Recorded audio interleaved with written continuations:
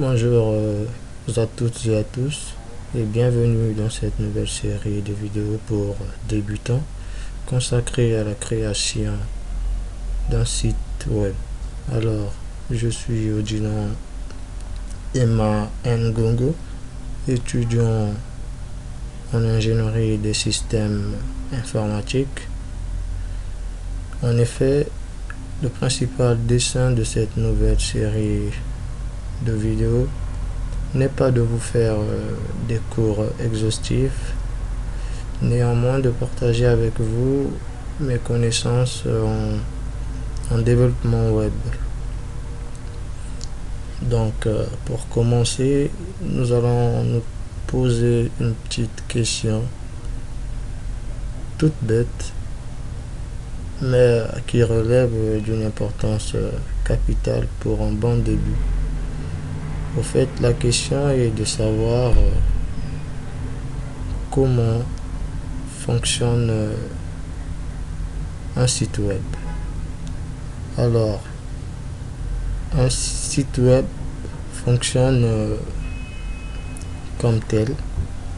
Je suis sûr que vous utilisez des navigateurs et que vous accédez à des sites web tous les jours. Eh bien, je vais vous parler d'une petite panoplie de navigateurs web qui existent déjà. Je vais vous le montrer en image.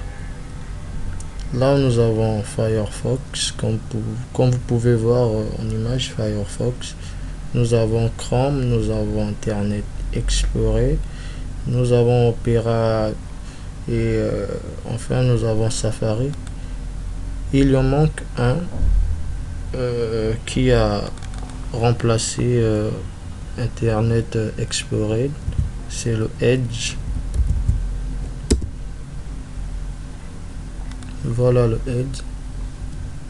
Au fait, le Edge, c'est un navigateur qui est intégré directement dans Microsoft, disons. Pour les PC qui ont la version du système d'exploitation plutôt, 10 c'est 8 en point je pense, bon, je suis pas trop sûr, mais je parle du Windows 10, c'est intégré, donc c'est la nouvelle version de Internet Explorer. Alors, pour ce qui concerne le fonctionnement d'un site web, un site web est pris en compte par un navigateur en interprétant la structure des pages qui lui seront fournies, et ces pages seront interprétées dans les rouages, je peux dire en coulisses, sans que l'utilisateur ou encore l'internaute s'en aperçoive. Donc l'internaute aurait juste disons, l'internaute pourra juste obtenir le résultat qui sera affiché devant lui, tel que je suis sur le site de Google. Google me renvoie des photos de la requête que j'ai demandée de Edge Microsoft. Donc il me renvoie des images, mais ce qui se passe réellement, la traduction du contenu de cette page, ça se passe comment? Attends, je vais vous montrer. Faudrait voir le code source qui est traduit et affiché à l'utilisateur. C'est un peu long. Donc là, nous avons du JavaScript. Bon, ce n'est pas ce que l'on veut voir. Mais ce que l'on veut voir, c'est de voir des balises HTML. C'est plutôt ce qui nous intéresse. Mais bon, c'est pas grave, on va essayer d'aller sur un autre site, peu importe lequel. Tel que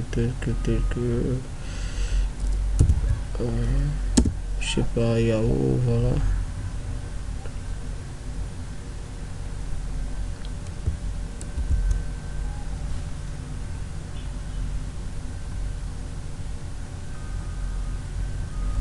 Ok, c'est sympa.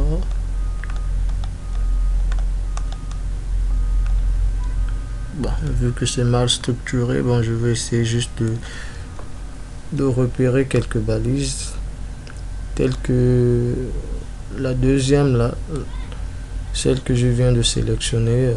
Il y a du HTML, comme vous pouvez voir. HTML, il y a HTML. Donc, ce qui signifie que tout ce code que vous voyez, que j'ai sélectionné, voilà le résultat que ça nous renvoie. Donc, le navigateur traduit ce code qui serait mis dans une page. C'est ce code qui est traduit dans un comment dirais-je, qui est traduit en affichage tel que nous pouvons le voir ici.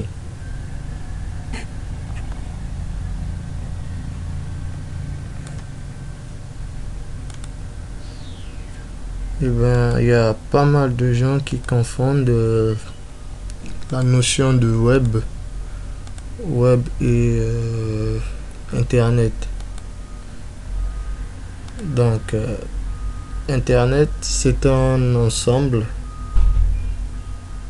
c'est un réseau qui permet l'interconnexion de beaucoup d'ordinateurs à l'échelle mondiale. Donc c'est un réseau qui contient notamment des réseaux publics et privés, plus petits tels que des réseaux gouvernementaux, des réseaux commerciaux, des réseaux universitaires, etc. Cependant, le web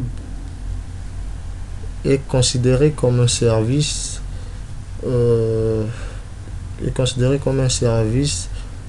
de ce réseau internet.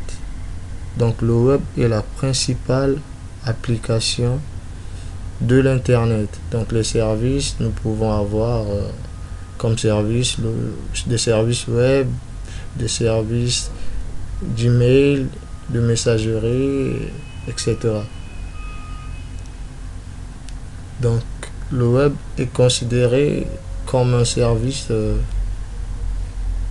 d'internet. Donc le web n'est pas internet.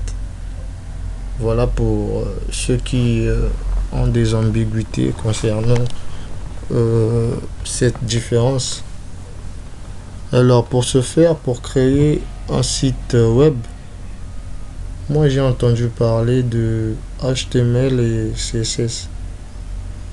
Alors je vais vous inviter à la prochaine vidéo où